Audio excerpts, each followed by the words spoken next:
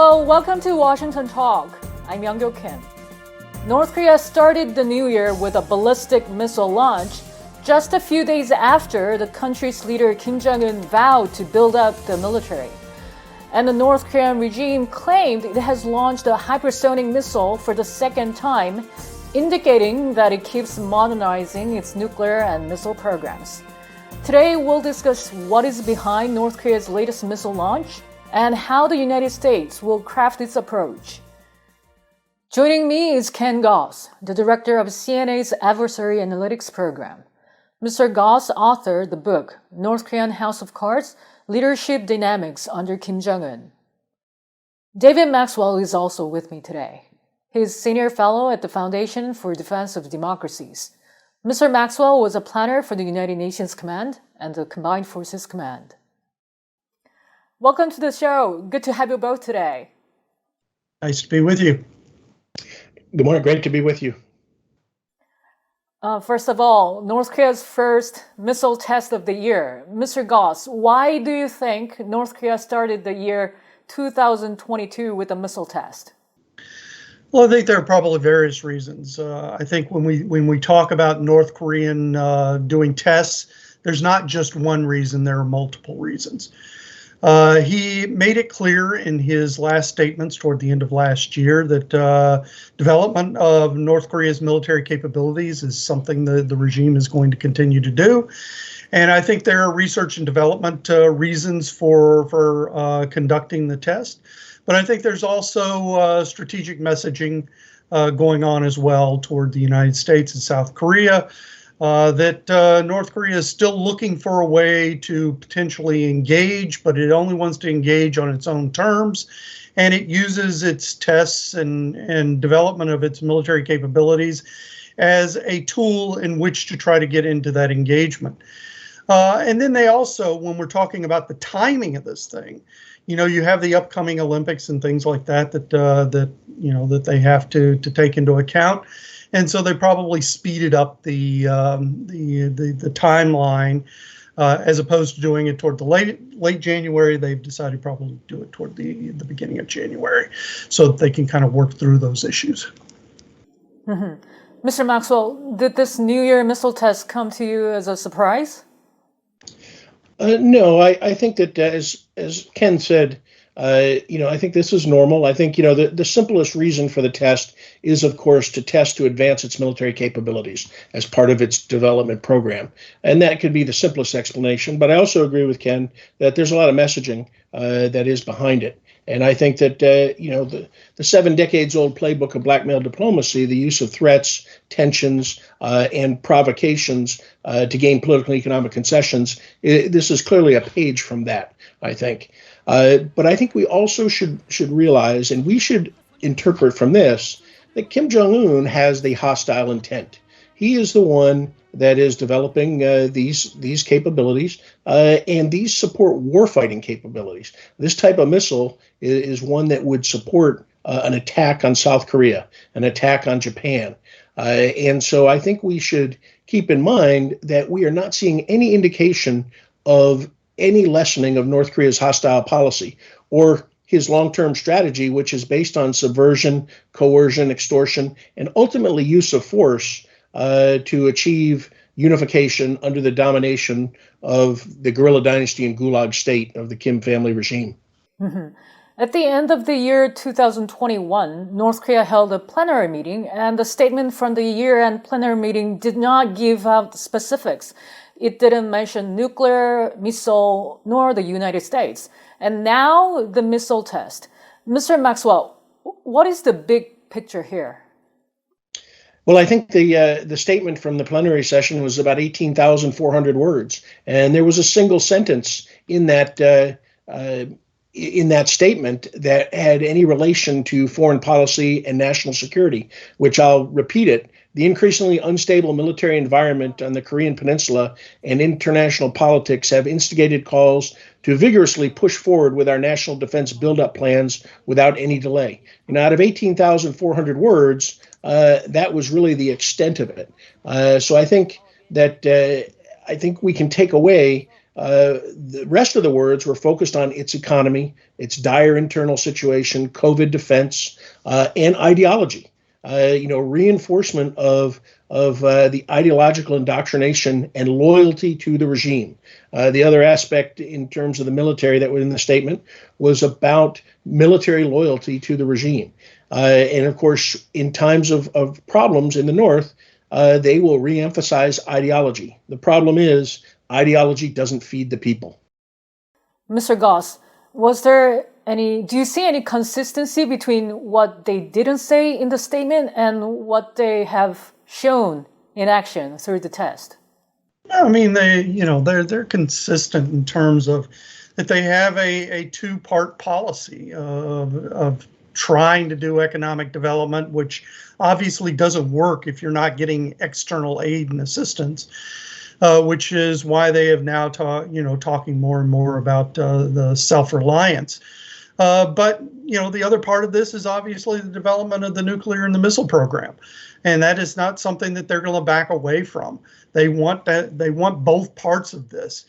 One, they've had to put the economic development pretty much on hold. They're doing a lot of things internally in terms of the machinations of how the regime works and how it's wired and things like that. But they haven't been able to make much progress on the economy, if any at all. And of course, with the self-imposed lockdown of COVID, it makes it even more difficult for them. But to expect North Korea to basically, make the first concessions on its nuclear program in order to get the economic assistance from the outside world, that is not something that they're willing to do at this point. And the fact that you have China kind of backing away from the sanctions regime, it makes it more and more difficult to actually to push things forward and make North Korea change things from the way that they have been conducting their affairs really for the last several years. Mm-hmm. North Korea claimed the latest test was the second time that it has launched a hypersonic missile test. We won't go too much into the technological side today, but there are some skeptical views whether this was really hypersonic missile test. But Mr. Gause, if what the North Korea was claiming was true, is North Korea trying to increase its leverage, preparing itself to have some talks with the United States this year? Well, as I said earlier, anytime the North Korea tests, it's for multiple reasons. Obviously, part of it would be the strategic messaging, but part of it would be to add a new capability to their inventory, which could complicate our abilities to deal with the situation. So we're going to have to wait and find out if this was a hypersonic missile or if this is basically an exaggeration on North Korea trying to make us think that it's something that it wasn't. Once we have some sort of ground truth, then we can kind of figure out what they're trying to do, what sort of messages they're trying to send. But one of the things that they're trying to do is add new capabilities below the ICBM level that would allow them to do certain things within the region. And I think that this missile would probably play into some of that. Mm-hmm. Mr. Gause, just to follow up on that, if it turns out to be hypersonic, will it change the United States' current stance on North Korean diplomacy? Well, I think that, when we look at the U.S. side of the equation, there are very few things that we can actually do to affect North Korean calculus. We can try to put more pressure on them, more sanctions and things, but I think that unless we can get China and Russia to play ball on that, it's going to be very difficult to do. On the other hand, trying to give them some sort of carrots, that's also very hard to do because it's not very politically palatable as a U.S. strategy to the American public and to the people on Capitol Hill. It looks like rewarding bad behavior. So we're kind of stuck in a very difficult situation, and both the U.S. and North Korea are kind of dug into their current positions, and it's hard to see how that's going to move on either side. Mm-hmm. Mr. Maxwell, if the missile was indeed hypersonic, it is likely to add more threats to the existing ones, especially to South Korea or Japan. Does this bring a change to the power dynamics in the future possible negotiations? Well, first of all, I don't think we should overblow this capability.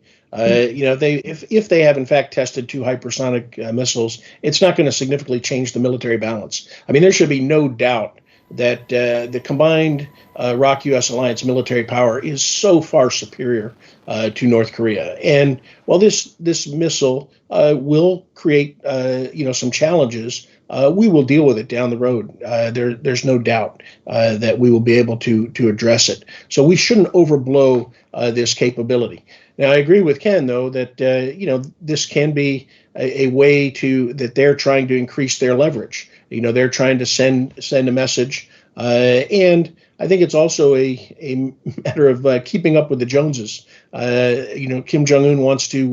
Hypersonic seems to be the flavor of the month for China, for Russia, even for the United States. And so I think that they may be keeping up with the Joneses. But also to reinforce what Ken said, we've seen since really 2019 and the failure at Hanoi for the North to be developing a number of different systems and capabilities, cruise missiles, short-range ballistic missiles, KN-23 and 600 millimeter rocket launchers, things like that. And again, those are all designed for warfighting. So they are continuing to develop their capabilities, which again is an indication of their continued hostile policy towards South Korea, towards the United States, and towards the international community. But I would not get too worried about this hypersonic missile. That probably is an exaggeration, but even if it is real, it will not change the calculus because the ROK-U.S. combined military is far superior than the North Korean People's Army. Mm-hmm. The immediate response from the United States was condemning the missile test, and the United States, along with France and the United Kingdom, requested a UN Security Council meeting. Mr. Maxwell, are these reactions adequate? Well, as Ken said, this is really a tough stalemate because the amount of options are limited. However, if this is a ballistic missile, it's a violation of UN Security Council resolutions, and the international community needs to enforce its resolutions. So, it is appropriate to have a meeting and to discuss this, but the options are limited. Short of military force, which I don't think anyone finds acceptable at this time. Mm-hmm. Mr. Gause, what's your thought? Was the reactions from the United States proper, or is there anything more that can be done? No, I agree with what Dave had to say. We did what we had to do. There's only a limited amount of things that we can do given the lack of levers that we have, the lack of leverage that we have on this, on North Korea right now. But we do need to show as much solidarity as we can, understanding that China and Russia are probably not going to be in lockstep with us. And so, as long as we can keep the rest of our allies in line and focused on trying to move forward with a unified front on North Korea is probably the best thing. Follow up on that. One additional response is in terms of our military exercises, our readiness, our preparations. Since President Trump unilaterally halted exercise in 2018, we have canceled, postponed, and scaled back exercises, and there has been no reciprocity from the North. So one response that is not being discussed in the open, but I'm sure is behind closed doors, is reinvigorating our exercise program to ensure that we maintain the combat readiness that is necessary to deter North Korean attack. Mm-hmm. And every time North Korea launches the short-range missiles, the United States condemns it, but says it remains committed to a diplomatic approach. And even a UN Security Council meeting is held at the request of the US. But North Korea doesn't respond, or we don't see any change in North Korea's behavior. Mr. Gause, should the United States take a different approach now? Well, as I mentioned, I think it's politically would be very difficult to do anything other than pressure right now. The Biden administration just does not have the silver bullets to expend on some sort of bold strategy to see if something else would work on North Korea. So therefore, sticking with our current strategy, hoping that North Korea will come to the table. But when you look at it from North Korea's point of view, they're most likely not going to come to the table unless we were to put something on the table. And so I think that we're pretty much locked in a stalemate at least for the time being. Mm-hmm. Mr. Maxwell, what about you? Is it time for a new approach? A new approach, if it involves concessions and appeasement of Kim Jong-un just to try to bring him to the table to talk, I think that will be more counterproductive because, again, then he will judge his strategy a success, that he is effectively manipulating South Korea, the United States, and the international community if we give him concessions. I think what we really have to do is, as I said, reinforce the strength of the alliance, demonstrate our strategic reassurance and strategic resolve, and keep up the pressure.